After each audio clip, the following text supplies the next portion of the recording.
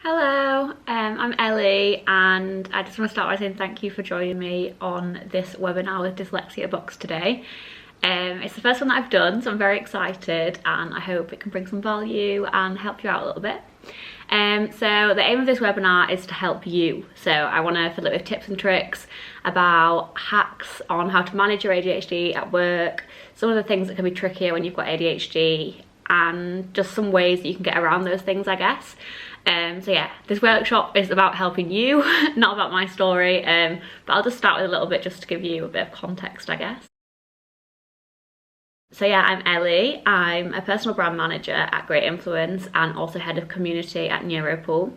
I've got ADHD. I was diagnosed October last year, and I'm also most likely autistic, waiting to be diagnosed. Yeah, I guess my story is I was always misdiagnosed with generalised anxiety disorder and depression, always had kind of a really bad time with my mental health, just gone around in circles with it really. So I'd go through stages of being kind of absolutely fine, really able to do things, really high functioning, busy, and then I would just crash, have a meltdown, breakdown, whatever you want to call it.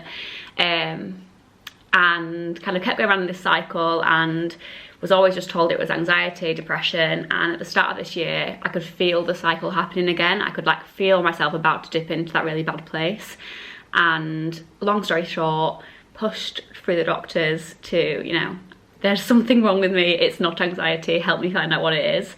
And a lot of research myself, kind of stumbled across ADHD and autism and realised that that was probably the answer to what was going on, and ended up going private for my assessment for ADHD. And I think it's not dramatic to say that it's honestly changed my life. I think realising that ADHD is the reason my brain works the way it does has kind of allowed me to get on top of things. You know, knowledge is power. I know what the issue is now, so I can deal with it and I can use it to my advantage. And yeah, I guess I've just learned to work with myself rather than against myself.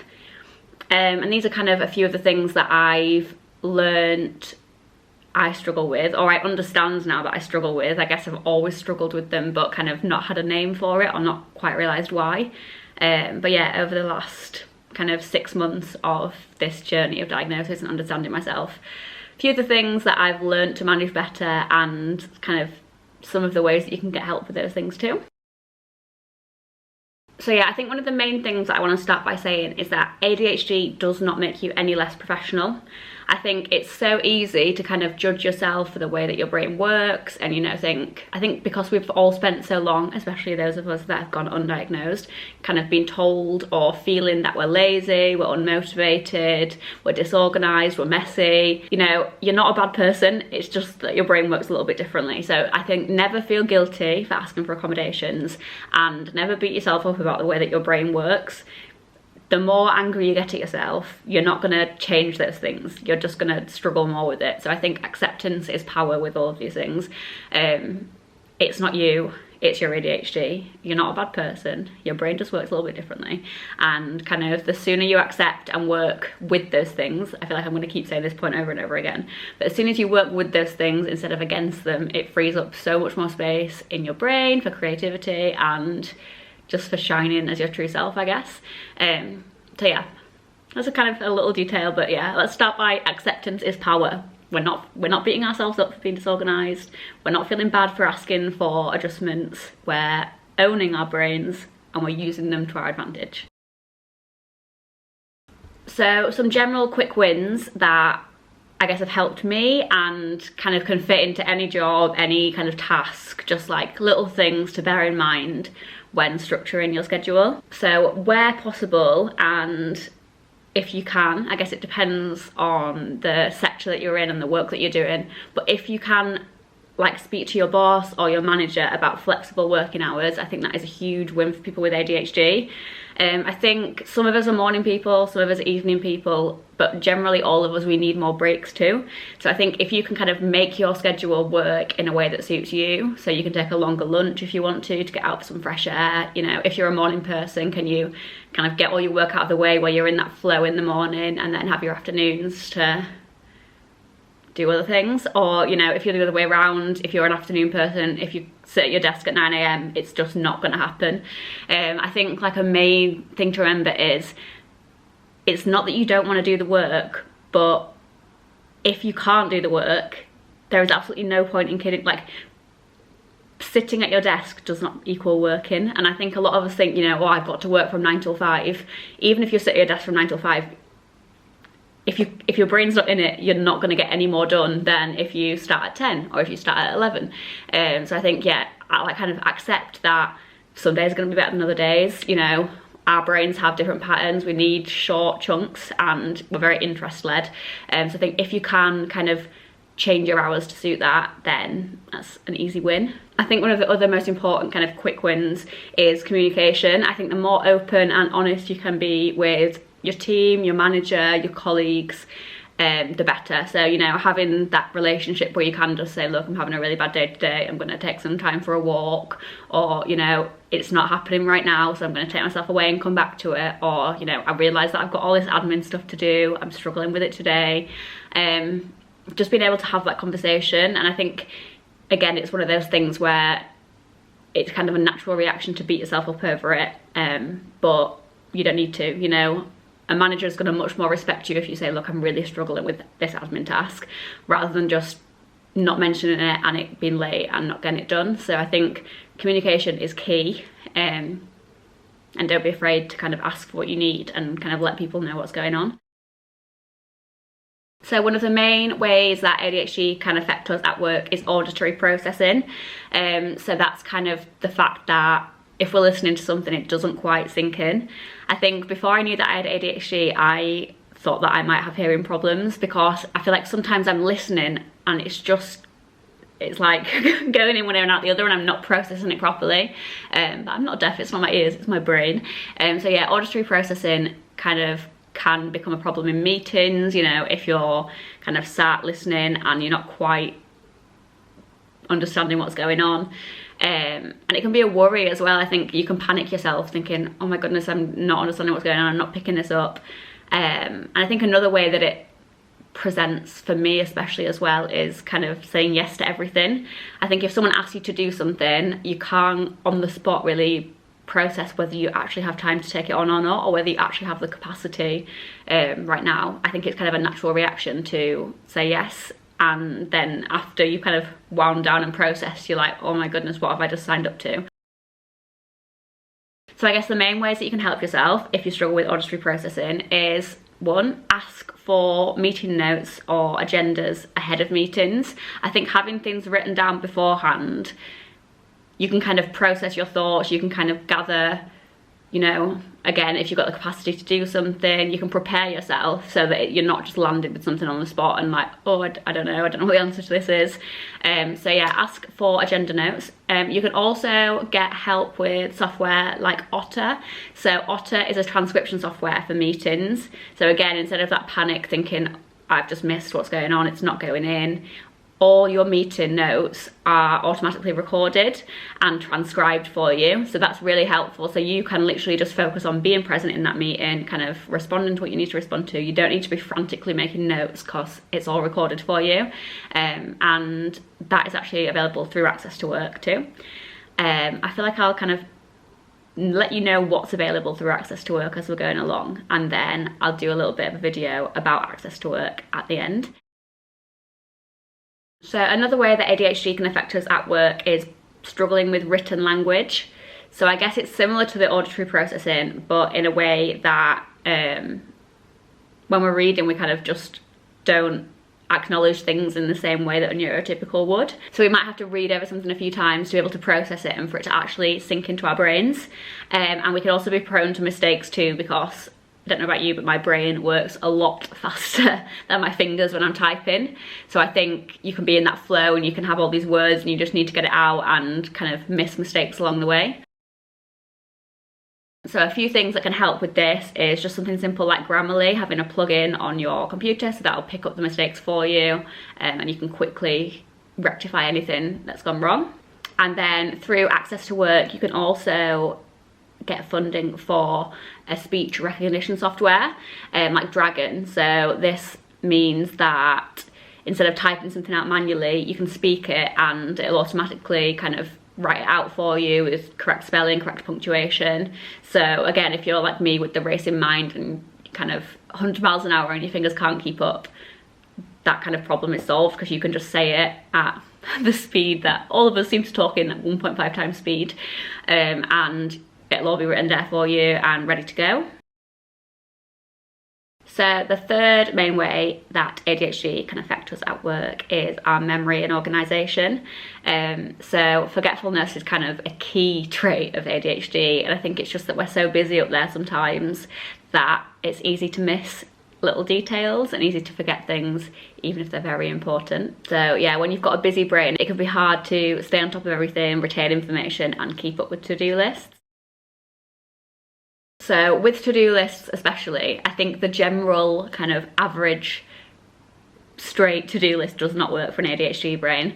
I like to do a to-do table. So Grace Beverley actually recommends this method in her book Working Hard, Hardly Working, as a kind of tool for productivity. So we're not just kind of addicted to that dopamine hit of a quick tick, we're actually doing tasks off our to-do list that are meaningful and make a difference to our day. So instead of your straightforward one column for your to-do list, you're going to have 3 columns in your to-do table.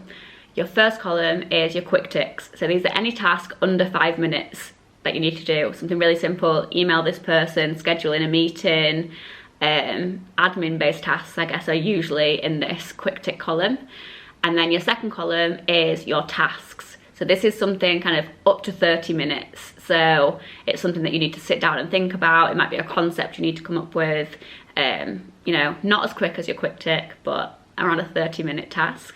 And then your third column is kind of projects. So these are the things that are kind of in the back of your mind that you're working at along the way, but aren't something that you can immediately action. But I think having them in that column makes sure that you remember that, you know, it's still there, it's not going to go out of sight, out of mind, which is so easy for us. But equally, you're not beating yourself up thinking, how am I going to tackle this today? And I think once you've got your projects, you can kind of split them into those earlier 2 columns. So say your project is webinar for dyslexia box. So in that kind of big project, you can split that down into tasks and quick ticks. So a quick tick might be kind of email your contact at dyslexia box, keep them up to date with what's going on, schedule in a meeting to kind of get it signed off. Your tasks would be, you know, actually go and do the filming, after that the editing, after that add in the subtitles. So yeah, whereas I think seeing that plan send over webinar can be a bit like, oh, that's a big thing, how am I going to do that? Whereas if you split it into those projects, whereas if you split it into those tasks and quick ticks, it's a lot more manageable and kind of helps with executive dysfunction, I think. I think if I just saw that big project, I'd be a bit overwhelmed, but seeing it broken down into those smaller chunks is a great way to get it done. Ways that you can help with memory and organisation through access to work is you can get funding for Remarkable, it's called. So this is a digital notepad. So it's almost like a Kindle, but with a pen, and you can make notes on it. So your notes are handwritten notes and you can organise them in different places, different sections, different projects, and you can also get them transcribed too. So I guess that's helped in a similar way that you can speak to Dragon, you can quickly make notes in on your Remarkable, and that's transcribed too. And I think the actual action of writing something out rather than typing it is a great way to kind of remember it and process it better. And you can also get funding for ADHD coaching. So this was kind of the way that I found out about access to work, because I'd read a lot about getting access to ADHD coaching. So what a coach will do is it's kind of someone that you'll check in with on maybe like a weekly, bi-weekly basis. They'll kind of help you get organised, they'll teach you time management skills, they'll teach you kind of memory tips and tricks, basically just teaching you how to manage your ADHD in the best way. And also an accountability thing, I guess. I think it's very helpful to kind of know that you've got that person to check in with every week, and you know, you're not going to let stuff slip because someone's checking up on you. So I think a coach is a great way to get that done, and they definitely know a lot more than I do. So I guess this is kind of a glimmer into the tips and tricks that they might help you with, but in a lot more advanced way. I'm actually starting coaching in the next couple of weeks, and I'm very excited, and I'll make sure to kind of share all the tips that I learn with you too. And then the fourth main area that we struggle with is concentration. So my mind is always on 100 different things at the same time, and I think once you understand what ADHD is, it's really easy to understand why. So ADHD is, put very, very simply, a lack of dopamine. So in our brain at any one time, there's less dopamine than there would be in a neurotypical's brain. Dopamine is the chemical that makes us feel stimulated, so it makes us feel happiness. So basically our brains are very understimulated. So what that means is that our brain is constantly on search for kind of the next dopamine hit. So that's kind of why we find it hard to concentrate on the same thing, because that one thing isn't stimulating our brain in the way that it'd stimulate a neurotypical brain. So we're not kind of getting the hit that we need from that. So our brain's like, where am I going to get it from? And constantly thinking of different things and looking for kind of different ways to be stimulated. I think once you understand this is when you can really start hacking your ADHD. My main hack at the moment is listening to everything in 1.5 times or 2 times speed. So because of the speed, it's more stimulating, which means more dopamine, which means focus. So yeah, anything that you're listening to, I would recommend, start off at 1.5 times speed, and then kind of as you get used to it, I think your brain kind of gets used to that speed, and you also need to go a bit faster than that too. So yeah, most things now I listen to in like 1.8 times or 2 times speed, and because of that speed it really helps you stay focused. Other ways that you kind of add that extra level of stimulation is a standing desk, which you can get funding for through Access to Work. So just the fact that you're not sat still, you're stood up, you can move around at your desk, that helps with the stimulation and therefore the focus. You can also get a rocking footrest, so that works in a similar way. If it's kind of not practical for you to be standing, you can have just that footrest to be playing with your feet, and that works in the same way. Fidget toys are also a great way to do this too. I'm going to quickly go and grab some of my fidget toys to show you, because I didn't really know much about them, and then my brother very kindly bought me this kind of variety pack for Christmas. So I'm going to show you a couple of my favourites. I didn't think about that until now. The power of the ADHD brain, never-ending creativity. So here is my fidget toy stash. I'm sorry, they're in a Christmas bag. I got them for Christmas, like I said, but I guess it's going to be bad luck to keep them in there now. So I'll just show you a couple of my favourites. This one for me is like the elite fidget toy. So it's just kind of plastic cubes, but I don't know how to explain this. You can kind of move it in different ways, but only certain ways. So like, for example, I can't do it that way, I can do it this way. But yeah, I feel like this one's great because it requires a little bit of thinking too. But yeah, so I highly recommend one of these. I don't even know what to call it, but yeah, this one's a great fidget toy. This one's my favourite. You can also get ones like this, so it's literally just kind of pop in this, a bit like bubble wrap, but you know, everyone loves a good bit of bubble wrap, and this is the fidget toy version. You can also get the good old classic fidget spinner, and this one's also got kind of the pop it bubble wrap bits in the side too, so double win. And you know, all sorts of different textures. I'm not so keen on these ones myself, but whatever floats your boat. And you can also get fidget rings, which is like a kind of standard ring, but they have kind of either bits that you can spin on it or something that kind of twist around this way. So I think they're a great way, you know, if you know, no judgment here. I will happily sit in a meeting and play with my fidget spinner, but if you don't feel quite comfortable with that yet, I think a fidget ring is a great way to do it because it's really subtle. It just looks like a piece of jewellery, and you can just kind of be sat playing with it like this. I think another great way is to kind of have a doodle pad on hand at all times. So I like to have my to-do table, and then also on the side of that have a little bit of a doodle area. I think, you know, just having somewhere to kind of get all the quick notes out of your head, the quick thoughts that you don't want to forget, and somewhere just to doodle, that's a great way to keep you stimulated. So yeah, any of these things I guess kind of just intertwine with your normal daily life. So if you're on like a Zoom meeting, you can be doodling at the same time. I think it's kind of natural to feel rude for doing something at the same time, but that's not the case. You're literally helping yourself to listen better. Like we've just explained, with an ADHD brain, the more stimulated we are, the better we can focus. to a certain level. Overstimulation is not great either.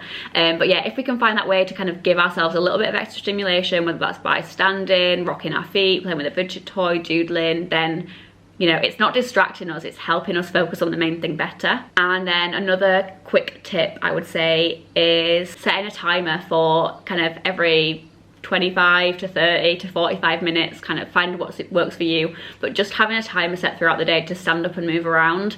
I think especially because we're very prone to hyper focus, once you kind of get in that flow, you just go and go and go and go and go, and you don't kind of realize that you're doing it, and I think that leads to burnout essentially. But yeah, if you just have that timer set for every 45 minutes, stand up, move around, go to the toilet, get a drink, whatever you need to do, I think just having that bit kind of works for whether you're struggling to concentrate or whether you're concentrating too hard and causing yourself to burn out. It stops you getting in that deep hyper-focused state and causing yourself to burn out.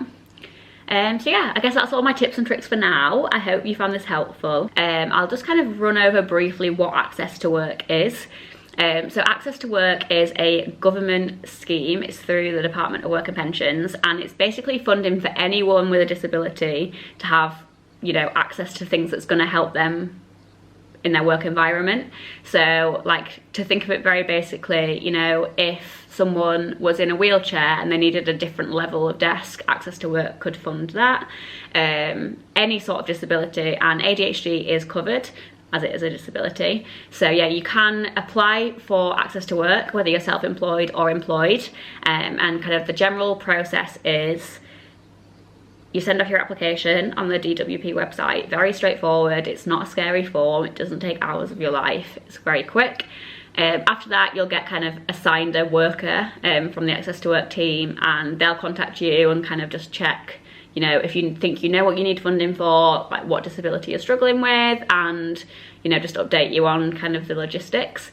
After that, you'll have an assessment. So this is usually with someone external, so it's just another company that the DWP work with. So I think they're all over the telephone at the moment because of COVID, mine was. So yeah, you'll just have this assessment. They'll kind of run you through, I guess similar to the steps that we've gone through today, so kind of what it is that you're struggling with, and then they'll offer you the things that can be, you know, provided by Access to Work. And then they'll send a report back to your key worker at Access to Work, just kind of signing off that this is what she's struggling with, or this, like, so this is what Ellie's struggling with, this is what we think could help, and this is kind of where she can get that help from. And then you'll get that report back to you if you're self-employed, or back to your employer if you're employed, and you'll then get kind of a grant from Access to Work to cover the costs of any of those equipment that you need.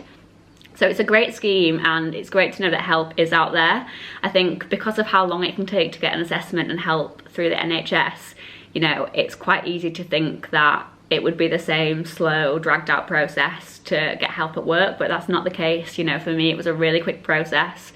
The support they offer is amazing, and I think not enough people know that it's out there to help. So yeah, I think it's a great thing to do, and once you've kind of gone through that process, you can use your grant from Access to Work, and Dyslexia Box can help you with a lot of these solutions that we've talked about today. And I think just the knowledge of the things that you're struggling with too is really helpful. Like we've said, once you know what you're struggling with, you can work with your brain rather than against it. But yeah, I hope those tips have been helpful for you. I hope I'm not too chaotic on my first webinar, and I look forward to hearing how you get on with your new ADHD hacks. And if you've got any more, please let me know. You know, I'm not an expert either, I'm just someone that's going through the same thing and always hoping to learn more. Yeah, thank you. I hope you have a lovely day, and thanks so much for joining me on this webinar.